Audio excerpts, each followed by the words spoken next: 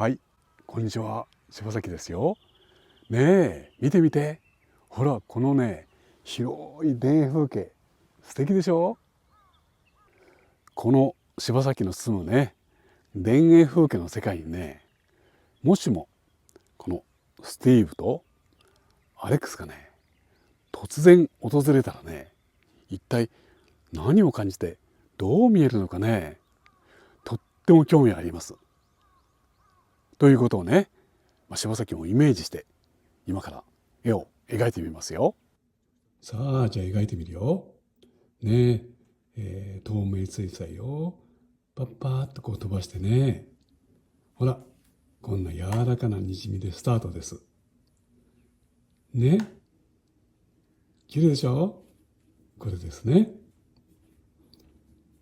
ここはね、柴崎の、お家の周りの風景をね、イメージして描いてるんだけども、ね、この柔らかな雲とかね、こんな自然の風景なんだね。でもここにもしマインクラフトのスティーブとアレックスがね、訪れたらという前提で、この景色を改めて見てみるとね、面白いよね。どう考えたって。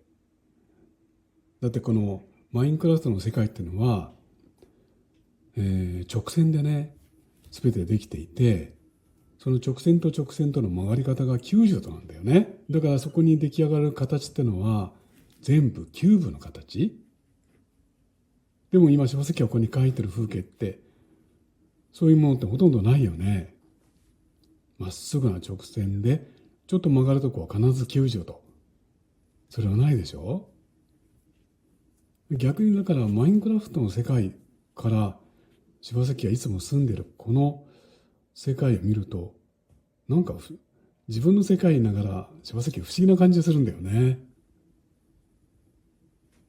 だってこんなにほら柔らかなふわふわっとしたね、自然な形だよね。でどこもこうそこで結果的にできてくるのはこう曲線だよね。ほら雲もそうでしょ、曲線だよね。これがもし直線、そして、直線の曲がり方がほらマロンちゃんだって曲線だよね。形がね丸いし。でもこれ全部直線でできてる世界、そして90度で言ってみれば本当にね、四角い箱のようなキューブの世界。もう考えただけで面白いね。そういう世界の人がこんな水彩画で絵を描くってことはきっとできないよね。だってわーっと滲んでしまうなんてね、形として90度にならなきゃいけないんだから、そんなこと許されないんだよね。このマインクラフトの世界って。楽しいね、そう思うと。はい。さあ、じゃあ柴崎のね、お家の周りの風景ね、もう柔らかな曲線が満ち満ちてるこの世界。描いてきましたよ。さて、ではこの風景を訪れるね、これがマインクラフトの世界から来たスティーブとアレックスだよね。見て彼らは、ほら、みんなキューブの形してるでしょ。もう柴崎だから、ちょっとそこ丁寧に描くね。うん。直線で構成された形が曲がるときは90度。だから結果的にキューブの形をしてるんだよね。面白いよね。腕も顔も体も足も全部キューブだよね。ここちょっと丁寧に描くね。だから。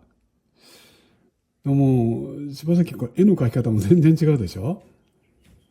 柴崎の住む、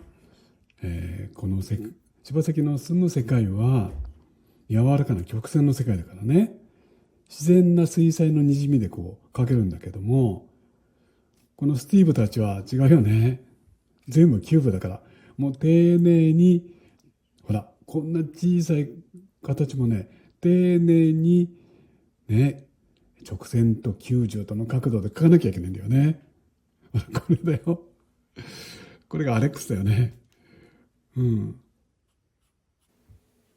はい。ということでね、マインクラフトのスティーブとアレックスがね、柴崎の住むこの風景の中にね、突然訪れたら一体どうなるんだろうということで今日は書いてみましたよ。はい。ね、これで出来上がりです。はい。ね、柴崎書いてみたんだけどね、この絵はこのスティーブとアレックスなんだけどね、彼らは直線と90度の角度だけで構成されるキューブの世界に暮らしてるんだよね。マインクラフトの世界ですよ。その世界から2人がポンと柴崎の田舎に来たらどうなんだろうというね、そういうもうとても面白いね発想で書いたんだけどね。柴崎の田舎っていうのはもう見ても分かる通り、もう雲だったりね、木だったり田んぼだってあるんだけど、90度直角と直線でほとんどできてないよね。はい。その対比が分かるようにね、まず彼らがこのキューブの形してるっていうね、その立体が分かるようにはっきり日向と日陰をね作って、もう箱の立体ってのをね分かるように描きました。反対に柴崎のとこの風景はね、曲線ということが分かるようにして、円形にしてね、あまり日向と日陰を描かないで、こういう曲線のアウトラインが見えるように主に描いたんだけどね。同時にこのスティーブとアレックスのこのキャラクターの色ですね。面白いでしょ。